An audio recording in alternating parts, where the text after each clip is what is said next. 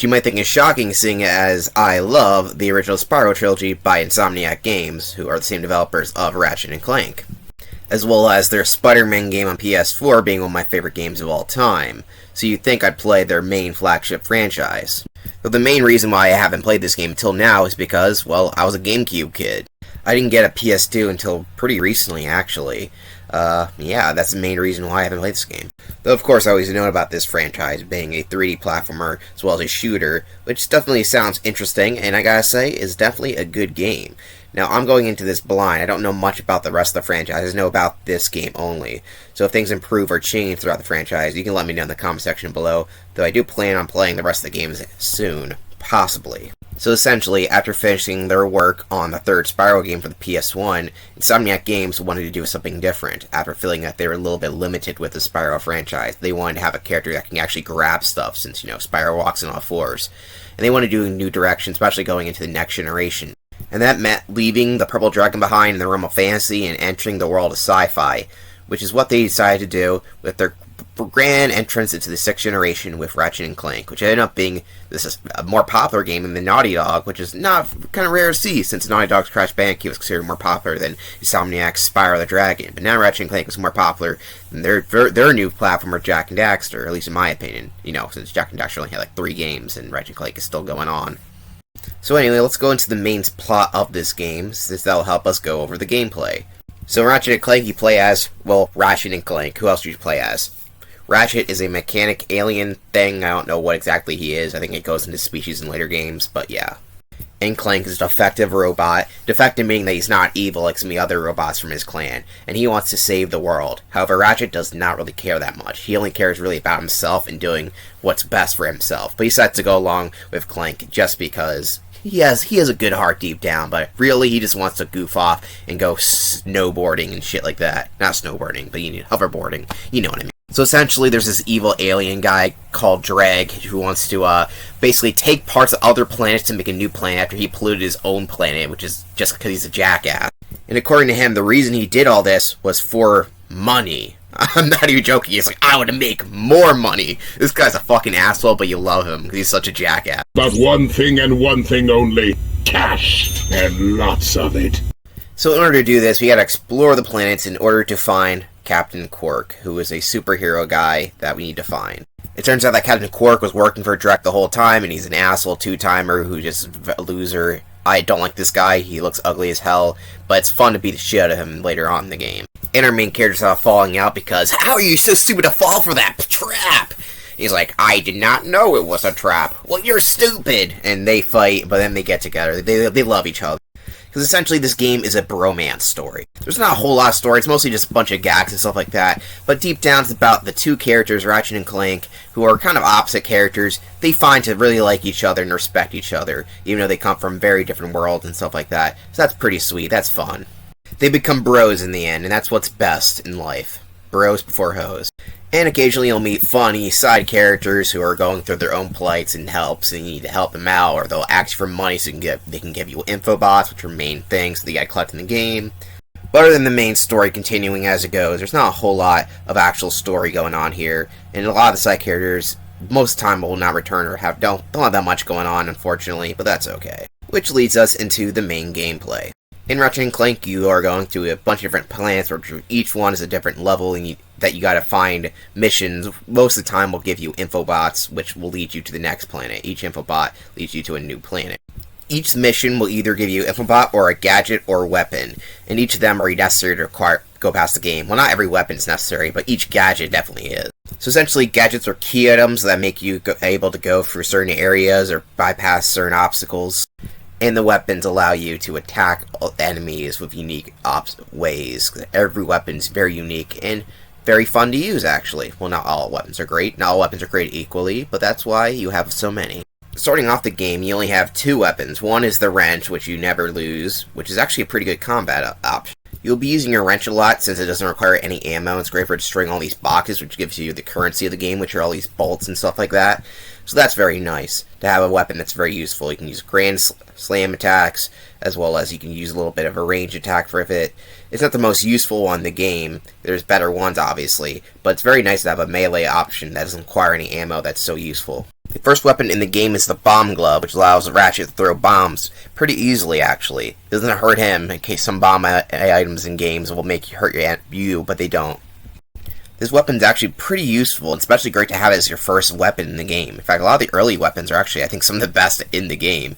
So be using this bomb glove a lot, since it's very useful, especially for getting rid of hordes of enemies. The next weapon, the blaster, is also pretty useful, since it allows you to shoot like a normal gun. It's not as powerful as the other ones, but it has a lot of ammo and a lot of versatility. Especially great for shooting enemies from a distance. There are better versions of the blaster, but since the blaster has so much ammunition, it makes it one of the most go-to weapons in the game. In fact, it's my main one for just dealing with main stuff, because, 200 ammo is very great for an item like this. Next is the Glove of Doom, which is a very weird item. It basically spawns in little minions here that will attack enemies for you. They're not the best, however, at doing so, in my opinion. They're great early on, but later on they feel kind of finicky, and I feel like I get hit a lot when I use this item because I never know when the little guys are there or not. Next is the Mine Glove. The Mine Glove is basically just a bomb glove, except it will slightly go towards the enemies. So there's no really stealth areas in this game. It's not only not that useful as it would seem, however, it's basically just a second ammunition to your bomb glove, so that's fine. It can be useful sometimes. The Taunter is not very useful at all. In fact, it just breaks open boxes. It has no ammunition, and it kind of stuns enemies a little bit, but overall it sucks, other than for glitch. The Suck Cannon is very interesting, since its main thing is that it sucks up smaller enemies instantly, no ammunition required, and if you suck up a little bit of them, which sounds wrong, I say it out loud, you can shoot them out and explode up bigger enemies. The shooting aspect of the Suck Cannon is a little annoying to get used to sometimes, so I don't use this one as often, but it is fun to suck up the enemies and then shoot them out later, though yeah, like I said, it is a little finicky. The Devastator is one of the best weapons in the game. Essentially, it's like the blaster, except it explodes stuff. In fact, you need to use this weapon, because this and Invisibomb really wants to destroy certain enemies, and they're very hard to destroy, especially ships and stuff like that. This one's very useful, and it's very long range, so it's very nice. However, it has limited ammo, so I don't use it as often as I do the blaster. However, it's a very useful weapon. The Whopper is the worst weapon in the game. It's a slow punch that Ratchet does, and it knocks them out far away, but it leaves you open to vulnerability a lot more easier than your wrench does. It doesn't seem to do that much damage. So because of how slow it is and inefficient it is, it's like a worse version of your wrench, so why the hell would you use it? The Visibomb gun is pretty interesting, as it's a RC-controlled bomb that you can basically maneuver through certain areas. It can be useful because of that, however, the RC mechanic isn't as great as you would think, since it controls a little janky. It's hard to turn around and other things like that. Once you get used to it, it's very useful to shoot off certain enemies in the distance. Next is the Decoy Glove. The Decoy Glove is pretty fun, since basically what it does is shoot a little inflatable Ratchet out for the enemies to hit, and then you can just hit them while they're focusing on the inflatable version of you. This is really useful in certain areas of the game. However, since you have to swap between weapons in order to get through it, it is kind of annoying to use because of how not easy it is to swap weapons on the fly. The drone device is kind of weird since it has a shield around you and you can use other weapons with it, but sometimes it could shoot out, but sometimes it doesn't. It's a little finicky, and I don't use it that often, though it is good. I forgot about the Pyrociter, which is the flamethrower of the game, basically. This is actually a very useful weapon, especially early on, since it mows through a lot of enemies pretty quickly. It only does 1 damage at a time, however, with rows of enemies, it's very great and has a lot of ammunition. Don't mind the green flame, as that's just what it looks like when they have the gold upgrade. Certain weapons in the game have a gold upgrade, which we'll get to a little later. The Tesla Claw is also very cool. It's basically like the flamethrower, but feels a little bit better. Basically shoots a beam of electricity that reaches farther, so it's very useful in the game. It is a later game weapon you can use, but I like it quite a bit. The Morpher Way kind of works like the Suck Cannon, where it has no ammunition, but essentially you gotta aim on enemies, and what it does is it transforms them into chickens. Bigger enemies takes longer to do, smaller enemies, of course, it takes easier time. It's really funny, actually, so I like that weapon a lot, but it is a later game weapon, so you don't use it as often as the other ones. And the last weapon, easily best one in the game, is the RYNO, or Rhino, if you will. This weapon, basically has 50 ammunition, and when you shoot it, it shoots a bunch of bombs that auto-lock into every different targets, becoming a screen nuke, basically. It is super useful, however, it costs 1,000,000 nuts in order to get, so that's very annoying. However, there's a trick to getting a bunch of them in order to get some of these more annoying upgrades. While playing through the game, you might find some golden nuts, which are basically like a standard version of the currency that you have in the game. There's only a limited amount of these in each of the levels. In order to use the gold bolts, I know I said gold nuts, and they're gold bolts. You have to find the secret room in order to get the main ones you can get throughout the main game, which is kind of annoying. So you have to know to wall jump up here in this later level in order to actually use these gold bolts, which you don't know what they do until this one point. Here you can buy the gold version of the weapons, which make each of the weapon more useful and efficient, which these are very useful to get, and it costs regular bolts as well as the gold bolts you collect throughout the level, which is fine. However, some of them are locked behind challenge mode. So in order to get every weapon in the game, you gotta go back to this area by beating the game twice of every weapon in challenge mode, basically what that is. It would be nice to have all these features from the get-go, but whatever. In order to select different gadgets and items, you gotta go to the item thing, or use your weapon wheel in order to use each one. You hold a button down in order to get to the weapon wheel, where you have a certain amount of weapons you can select. However, on the fly gameplay, it doesn't pause, so you have to make sure you're collecting on the right one, while also avoiding enemy onslaught. So if you want a certain weapon, you gotta make sure you collect it beforehand, because selecting a weapon while enemies are attacking you is not the best thing in the world. I really wish there was one of the triggers would allow you to cycle through one easily, rather than having to press the item wheel at once, especially if you know what you have on the sides, but whatever. When it comes to the gadgets, the first one you get is a Trespasser, which allows you to open gates and having to do a puzzle, which everyone loves to do. Of course, we would know that Insomniac loves to put these dumbass puzzles in all their games, but this is a really weird ring one, which, is a little difficult to control with the joystick and even the D-pad, but whatever. One of the best gadgets gets early on is a swing shot, which allows you to grapple and swing through grappleable things, like this yellow one and a green one. And this is, of course, the funnest one in the game, for obvious reasons. Another gadget you'll get is the Hydro Displacer, which allows you to change the water level in certain areas. It's, it's one of those things. There's also this optional one called the Sonic Summoner, which allows you to get these little drone guys working for you if you have a gadget on your head, but only in certain areas. I don't have good footage of this, but there's also the Gadgetron Personal Delivery Assistant. It just allows you to go to the shop anywhere you want, so that's fun. There's the Grind Boots, which allows you to grind and grind rails, which is mostly just jumping over obstacles, in case you're wondering. Nothing too exciting there. One of the most useful ones you get early on is the Helipack, which allows you to jump higher a little bit, as well as glide a little bit, which is pretty fun. It gives you a nice long jump. Very useful item in the game. Very useful. I mean, being able to glide is very fun. There's also the Hologuise, which allows you to transform into robots, so other robots won't attack you. Well, for the most part, just certain robots won't attack you, and you can have to go past certain areas as this disguise. Only very small parts of the game you actually use this thing. A pretty neat one is the Magnet Boots, which allows you to stick to certain metal areas, which allows you to climb to new heights. One of the more useless optional one is the Metal Detector, which allows you to find hidden bolts all over the place. However, there's way better ways to get bolts, and doesn't give you that many. There's the O2 helmet, which allows Ratchet to breathe in areas he's not allowed to breathe in, like space or toxic planets. The Blarg helmet, which allows him to, pilot certain Blarg ships. And the last one, and most notable one, is the Thruster Pack, which is an upgrade to the Helipack. And it allows you to get new heights that you were able to do before, and a faster speed, and it looks really cool. So the Helipack is definitely one of the best gadgets. And that's all the main gadgets and equipment in the game. Now, each of these have ammo. In order to get more ammo, you can hit boxes or go to the Gadgetron vendor, who also will sell you new weapons. And this guy, he's a sleazeball. He calls me a fuzzball. I don't really appreciate that, so I don't really like this guy that much. However, you just realize that you need a lot of bolts in order to buy this. You don't get that much bolts in the game, especially since you need to buy a lot of items, and especially the Rhino gun being so expensive. So how do you get so many bolts, especially if you want to buy excessive ammo for your weapons? Well, I'll tell you how. We're going to perform a pretty easy glitch, and I'm going to teach you this, because if you're playing this game, you're going to want to do this, because the game does not give you enough bolts. Essentially, you want to clip yourself using the decoy thing here, and you'll be able to, once in a while, to clip for the wall. This guy's not doing very well here. This will allow you to go out of bounds. Recommend following a guide, and eventually you'll see there's a racetrack around here, and that's where you want to be. See, this racetrack, you're supposed to be on a hoverboard. However, going on here personally allows you to do a glitch. Keep in mind, I find that the other route to get here is easier. However, allows you to accidentally go back in the hoverboard. You do not want to be on the hoverboard, because then you have to redo this whole thing over again. So essentially, when you're on this racetrack here, you want to find this area where there's a bunch of crates above you, and once you're in this area, you want to use your Taunter weapon. Now, your Taunter is automatically going to become the best weapon in the game, because you're just going to hold it down, and you will get a bunch of bolts.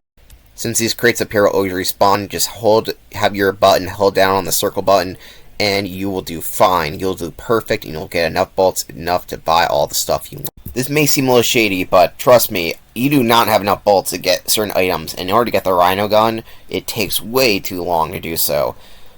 Naturally, since when I play the game, I hit every box, make sure I collect every bolt, and there's literally does not want you to get that much bolts in the game, so I don't really care that much, and I highly recommend players do it. It's not that hard to do. Much easier way to clip out of bounds is by using the helipack on this crates to jump on a tree, and you actually can do it. Just clip over here, and you should be able to land over here, and then you should be able to land on the racetrack. However, I found this route to actually glitch me out in the track more so than the other one, which is kind of weird. However, it is an easier one to perform. Now that we know all about the weapons and the gadgets that we can use in the game, let's go through the gameplay. Let's start on the planet Veldin, which will of course come back later at the very end of the game, which is a very basic tutorial. This is Ratchet's home planet, I guess. No one else lives here. There's not a whole lot of civilians here, just a whole lot of monsters and robots. Our first true level is Planet Nivalis. I hope I said these planet names right. Where it's just basic grassland with a little factory built into it. Nothing too difficult or hard to do here. As far as level, there's a cave / little factory you gotta go through in order to get one of the main info bots here, which is a pretty fun little platforming area. Does a good job of getting you a feel how the platforming is going to work throughout the rest of the game. And you can buy an infobot off a plumber who has plumber's crack. Of course he does. That's funny, right? And of course you just slide down a sewer drain. Even though Ratchet just said why did the plumber slide down this sewer drain? But here we are, swimming down the sewer drain. This level is pretty small, doesn't have a whole lot of enemies, so you shouldn't have any trouble doing anything in this level. It's a very good opening first world. The next level is the planet of Kerwin, which is basically a high bustling city. Pretty cool to look at. It's kind of like a futuristic one, but it's of course being overrun by all the Drex evil people, as well as Captain Quark's headquarters are located here, and you gotta go to his little training camp. This level has some of my favorite aesthetics and design. I'm really a big fan of this level. You even got this little section on a platforming train here in the sky, which is really cool. I like the aesthetic, this area a lot, and it's a very fun level to play through. I really like the platforming challenge near the end here, which really tells you about the different unique mechanics are going to be in this game. It's not too hard, but it is fun to play. I like platforming challenges in games, alright? I'm a big fan of them, and this platforming tower here is a lot of fun. Plus, you get the swing shot for completing it. The next planet is Planet Ardea, I believe that's how you say it. It's kind of like a dark and dingy, kind of a war-torn planet, a bunch of weird monsters all around. It's kind of small and doesn't have a whole lot going on in it, personally. You meet some guy who gives you the hoverboard, and that's pretty much the most noteworthy thing about it. It does have a swing shot area, so that's noteworthy, I guess. That's pretty cool. Planet Eudora is the next planet. It's another one of my personal favorites. Here, Drek's fleet is chopping down trees to make lumber for the new planet, and of course you gotta stop that. And it's a very nice, cool aesthetic. It's like a factory being run over by a forest planet. Well, the other way around. Swap that, change it around. You know what I meant. One thing I forgot to mention is that there's these little bolts around here which you can turn around with Ratchet's rank. Did I say rank? Wrench. You know what I meant. Next up is the Blarg Station, which is one of the Blarg's headquarters. Of course, that's the species that Drek comes from. And here, there's a bunch of monsters. It's dark and dingy, and it's pretty exciting to go through. It's also pretty challenging, especially early on if you don't know how to use your weapons yet. Especially since it's really overrun of aliens. Like, geez Louise, how many of these guys are there? This is where you'll fight our first boss here, who's like the little weird thing. I don't know if it has a name or not. It isn't very hard at all, actually. But it is a boss. There's actually not a whole lot of boss fights in this game, which is surprising, seeing as you have all these combat options. But yeah, there's very little bosses. I wonder if that will change in future Ratchet and Clank games. There's also a section where you play as Clank only, since he's the only one who can go for this area. Now, there's certain little sections of the game where you do this. Essentially, Clank, he doesn't have much mobility compared to Ratchet, and he has little dinky punches. But that's okay. These are more like, oh wow, look how small the world is in the eyes of a little robot. His unique powers, he can free these little robots and he can control them to do little stuff. Like, they can attack enemies and go on switches. And yeah, these are okay. They're not bad. And there's only a small little section where you actually play as Clank. It's not bad. The next planet is Planet Rygar, or the Blackwater City, which is a very important area because that's where you perform the glitch, as well as the first hoverboard section. So if you talk to this big-breasted alien chick here, she'll tell you to go to the hoverboard races to win. Compared to the other city we went to, the city is kind of overrun and kind of dark and bleak. It has a kind of authoritarian vibe going on in it. It's kind of unique. I like it a little bit, but there's some areas I don't like. This is also where you can buy the Rhino gun, so this area is very important for a lot of different reasons. So yeah, the hoverboard races are kind of okay. They don't work that great in my opinion. They're okay, but I feel like they could have been a lot better. they feel a little weird and really oddly floaty. So essentially, there's like a trick. You can do some tricks, but they're ultimately pointless. And you're basically just trying to avoid stuff while hitting some of the speed post. It doesn't control bad, but I feel like it could have controlled better. I don't know if that makes any sense. But I was a little disappointed when I first played these because I feel like, man, I wish they controlled a little better. I don't know, your jump feels a little weird and floaty, and I wish it wasn't as much, and I wish the trick system did something. I thought, like, oh, that would change your boost, but really, it doesn't do anything, other than give you a skill point if you do enough of them. Planet Umbris is the turning point in the game. This is where Captain Quark's like, hey, go to the dangerous training mission, and I'll give you a reward. See, on this swampy and very dangerous planet, there's like a bunch of enemies and a bunch of obstacles in the way in order to get the finale of the level, that not the finale of the game, where we got a way to go for that. This level is really a training ground. It is a boot camp for you. You better have learned how to use your weapons, because this game is not holding back its punches at this point, because there is a lot of obstacles in the way. Speaking of which, you will die in this game, but when you do die, you'll find there is no life system. You'll go back to the last checkpoint. Now, some of the checkpoints aren't that great, and you might die more so than other players will do. That really depends. The only thing you'll really lose is your ammunition, which you can buy back, and the bolts can grow back too. Grown back bolts in certain areas in certain chests. So yeah, you won't have any problem running out of ammunition for your main weapons, but those are the only thing you'll really lose, which you won't gain any back, basically. You will gain back your life. And you have a very limited amount of life in the game, which is kind of annoying. You only have 4 health points, which you can grow back with some of the chests which have life areas. I mean, there's not a whole lot of them, and you can't upgrade it, but it costs a lot, and it's only in one certain area. So in order, if you have enough bolts, you can't do it. So first you only get 1 upgrade, which is 5, which sucks. You only get 1 point, but then you get a total of 8, which is very useful. So I recommend using that bolt glitch in that certain area to get the extra life, because you will need it, trust me. This planet also has these weird piranha guys where you gotta drain the water in order to kill them with the hydro... What's it called? Trespasser? I don't remember. I said it. The hydro something. Who cares? You know what the weapon I'm talking about. Or the gadget, I should say. Once you get past all that, you got this one dangerous boss fight here, which Captain Quark wants to kill you with. Kind of. He fails miserably. This guy's kind of annoying due to his stomping ability, but I recommend using your bomb weapons or just long-range stuff. You have plenty of ammunition here for all the crates and stuff like that. And basically, you want to hit him after a while, and he'll run into one of the bridges. There's 3 bridges, and then he'll die. This man didn't have a chance. The next planet known as Battaglia, you'll be drafted into war against the Drek fleet. Other than some shooter enemies and a lot of tanks, this level doesn't have a whole lot of war going on. It's kind of like a Vietnam, I guess, inspired level, because there's a bunch of swamp area. Though it's not a very long level, it's pretty short, especially compared to the last level. It's not very difficult either compared to the last one. Not that that matters, but especially since it's like a war-torn area, you expect it to be more dangerous, but it really isn't. It's a fun level, but nothing too noteworthy. The next planet is Planet Oxon, which we'll be visiting a lot, since you start off, you can't even go outside because the air is toxic, so you can only play as Clank. This Clank area is pretty much the biggest section that he plays throughout the entire game. In fact, I don't think there's any other one in the game, it's just this whole section here. You pretty much gotta navigate your little guys across these weird little yellow laser things. I don't know what those are. They're very strange. Anyway, once you come back to Planet Oxon with your HO2 mask, you'll find that it is one of the more difficult planets in the entire game. It has a ton of obstacles for you to deal with, and it is very toxic here. Toxic. These enemies are toxic. The level is toxic. The water is toxic. It also probably has the worst gold bolt location where you have to use your Visibomb in this tight, narrow corridor, which you have to really master in order to get through here. Like, geez Louise, this is asking way too much, game. Like, what the fuck? You have a little kid to do this? Because they aren't doing this. With some of the most annoying enemies in the game here in tight little spaces, it makes it one of the more annoying levels to play through. Not that it's bad, it's just very challenging. I highly recommend getting good ammunition by the time you get here, because it will drain you dry. Our next planet is a tropical resort known as Pakataro, I believe that's how you say it, where you gotta help the guy here get rid of all these little weird enemies and stuff like that going on here. It's a very nice level. There's a whole big swimming pool area to chillax in. I don't know why I said swimming pool, I meant to say like an ocean underneath it all. It's a very fun level, though some of the enemies are kind of annoying. These little puffball fishes, they can go fuck themselves. The next level is Gasper, which is basically just a giant lava area. It's full of some tough enemies and a lot of ships you gotta break apart. This level actually isn't very interesting, to be honest. It's kind of forgettable. It's okay. The next planet is Hoven, which is a snow planet full of little sneaky little guys there trying to hide in crates. They can go screw themselves.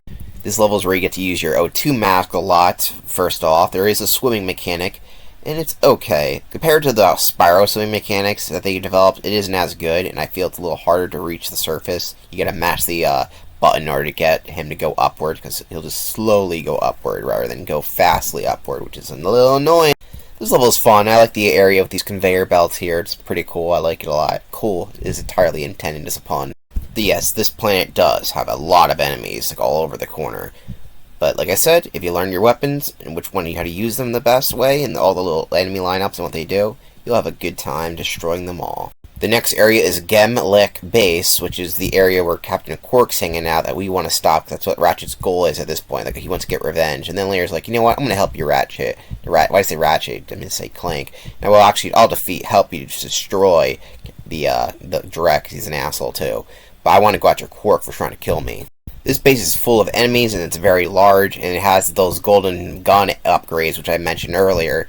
It's hidden in this level. Keep that in mind if you're looking for that. It takes you this long in the game in order to get upgrades for your weapons, which is kind of annoying, and you have to look it up in order to figure that out, including the health upgrades, which, like I said, I'm also not a big fan of, but they're so hidden and so late in the game. This level is pretty difficult, and there's a lot of enemies and spawning areas. This one here is like a whole gauntlet where you gotta destroy all these little guys first with their little base, then you get the bigger ones who are shooting these little annoying ray pulses at you, which are a little difficult to dodge, especially when you can't look around and you're dodging all the other attacks.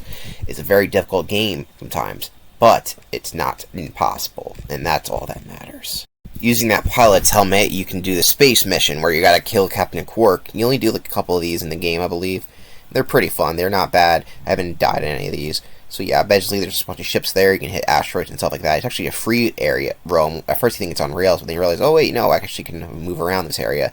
It's pretty fun and well maneuverable. And plus, you steal the ship basically, and you just use it as your main ship, which is kind of hilarious, which I like a lot in this game. Anyway, basically after this, Quark's pretty easy to take down, and I'm glad. And hopefully I won't ever have to see this weird green guy again. He seems like an asshole, and he's not really that funny. But wait, do we? Oh well. The next planet is planet Ultanus, which is a planet that has a storm going on, meaning that Clank can't go out because he'll die, and there's a bunch of other robots here who don't have that same problem. This level is kind of annoying since you don't have your heli pack or anything like that, your thruster pack. So, yeah, you feel a little naked there. Ratchet looks really naked without Clank on his back. That's all I can say. This level design was kind of annoying. It doesn't feel like I would actually need Ratchet Clank for any of these areas, but just the way it's designed, it's just like, it really can be annoying with some of the level placements. I actually have died multiple times because the grappling up doesn't work that well sometimes, which is really annoying. I fall into my death way too much times on this one part, and I felt like it wasn't even my fault, which sucks ass, but would have been better if I actually had Clank as a helipad, but whatever.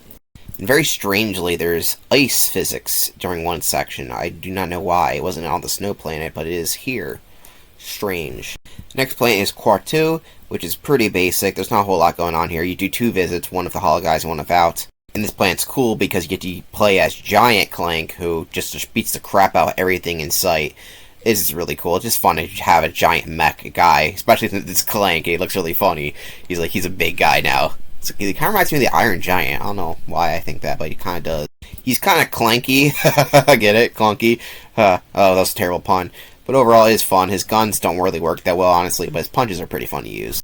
The second visit to this planet, you'll get use the holo guys to basically go through areas that you can't normally because these guys won't let you pass.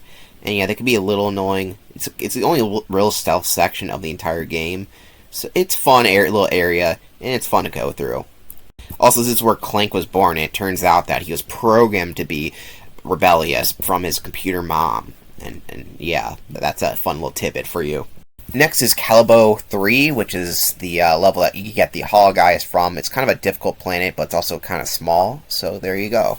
There's tons of rooms you gotta destroy all these little robots in that happen constantly. So this level is pretty much all about the puzzles. And at the end, we get another hoverboard section. It's pretty similar to the original one. Nothing's really changed here, so if you learn how to do it the first time, you'll be able to do it the second time. The most notable thing about this planet is this giant grind rail section, which will definitely put your skills on the test for how well you know how to grind rail. There's not a whole lot of sections of these in the game. This one is definitely the longest and very difficult to do. Difficult in a fun way. I had a lot of fun trying to get past this area. After all that, we're into the second to last level, Drek's fleet, where we're in Drek's main ship that's firing a laser at Ratchet's home planet, which makes him really mad. I forgot to mention the last plan, there's a really fun cutscene where Ratchet's like, wow, we're gonna meet the guy woman, I bet she's hot. And it's like, Clank's like, that's stupid. And then he's like, gets to the point it's a robot. I was like, oh, I thought she was gonna be hot. But then Clank's like, oh, wow, you're a hot lady. And I don't know why that's funny. It's better to watch the cutscene than me describe it. Anyway, Drek's Fleet is actually a pretty basic level, to be honest. There's nothing too exciting or extraordinary going on here. There's a swimming section, which, by the way, there is this little rocket pack that makes you swim faster in the water, which you're going to need for this area here. It's not used that often. It is a fun to use. I wish there was more areas using this rocket pack, but there's not a whole lot in the game, so you just got this one little area and another area that I glossed over because it really wasn't that necessary.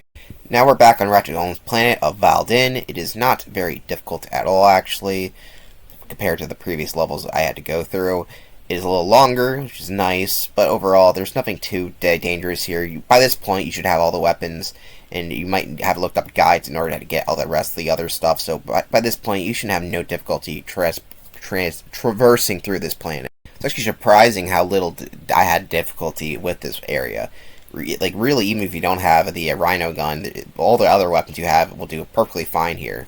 And, of course, this is where you get to face off against Chairman Drek here, who, of course, tells you this whole plan was to get money, because he's an asshole. You start the fight using a giant Clank to fight him, and the rest of the fight is just doing some basic platforming using your slingshot, or did I say slingshot? I'm going to say swing shot, because this game doesn't call it slingshot, it calls it a swing shot.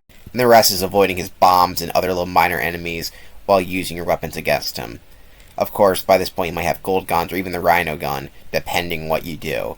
Like I said, I highly recommend the Rhino gun because it makes mincemeat out of this guy, but if you don't, just basically avoid all his attacks and jump over his blast. His attacks aren't very difficult. In fact, I think some of the earlier bosses might have been harder, but yeah, it's fun to finally take care of this doofus. So after all that, which either is a hard or easy boss fight, we finally get rid of him once and for all. By blowing up his new planet, of course, which also meant that the pieces of the other planet that he took to make that planet are also completely destroyed. But whatever, we don't care about that. There's also a weird fake-out death scene where I think the characters are going to die, but they don't, so I don't know what the point of that was. And that's pretty much the end of the game. They go to watch TV.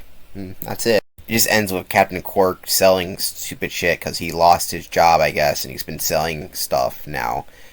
Yeah, I'm surprised he didn't die when we tried to kill him, but oh well. This is the end of the movie.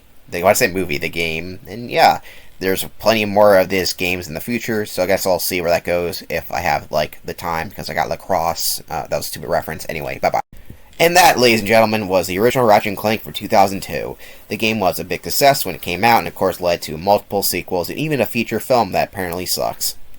As a person who did not grow up with the PS2, this definitely is a highlight of the entire console, and I am interested to see what the other ones entail. Unfortunately, I do not own the second one. I didn't even own the first one. I'm just borrowing it.